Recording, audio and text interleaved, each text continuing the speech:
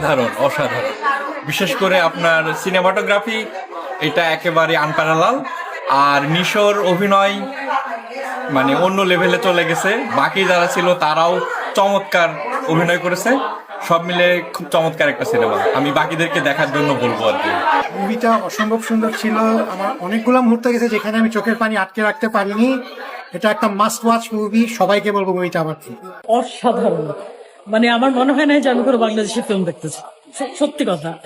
আর মানে কি বলবো, মানে আসলে আমার কোনো এত ইমোশনাল, মানে এত টাচি একটা মুভি, মানে আমি একসময় প্রায় দিয়ে দিছিলাম বুঝছো, একটা পর্যায়ে এসে মানে আমার মনে হয় নিশো তো ন্যাশনাল কেন, ও যদি কোনো ইন্টারন্যাশনাল অ্যাওয়ার্ড মানে লাইক অস্কার উইন করে যায়, অবাক হওয়ার কিছু নেই। এবং এটা এটা এটা অস্কারে যাওয়ার মতো একটা মুভি, আমি বলবো যে অসাধারণ মেকিং। সো আমি মানে উইশ করি যে বাংলাদেশি সিনেমার অনেক দূরে যাক, অনেক ভালো। আর আমরা মানে এই ধরনের সিনেমা দেখার জন্য আসলে আমরা মানে বছরের পর বছর অপেক্ষা করতে রাজি আছি।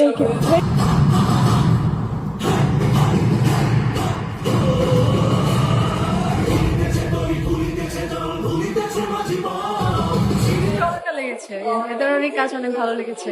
এতদিন পর একটা বাংলাদেশি মুভি দেখলাম, খুব ভালো লাগে। খুবই ভালো লেগেছে, অসংখ্য রকমের ভালো। আমরা চাই আরো বাংলাদেশি মুভি আসুক। আমি তো জানতামই না যে এটা সত্য ঘটনা অবলম্বনে। তো অভিনয়, মেকিং সবকিছু অনেক সুন্দর। I got goosebumps in every like scenario. It's best. অনেক সুন্দর। আমি তো আপনার নিশ্চয় বিগ ফ্যান। সে কাহিনীটা টোটালি ডিফারেন্ট ছিল, খুবই অ্যাডভেঞ্চারাস ছিল, আর মানে সবাইকে রিকমেন্ড করবে। মানে যে লোকেশন গুলো দেখানো হয়েছে আর এভাবে প্রেজেন্ট করা, এটা মানে আগে মনে পড়ে না আর কি। আমি এরকম দেখছি, তো অবশ্যই দেখা উচিত, এত চমৎকার একটা প্রোডাকশন। দুজনেরই খুব ভালো অভিনয় ছিল। অবশ্যই চঞ্চল চৌধুরীকে সবাই সবসময় ভালো বলছে। দম নামটা খুবই সার্থক হয়েছে আমি মনে করি।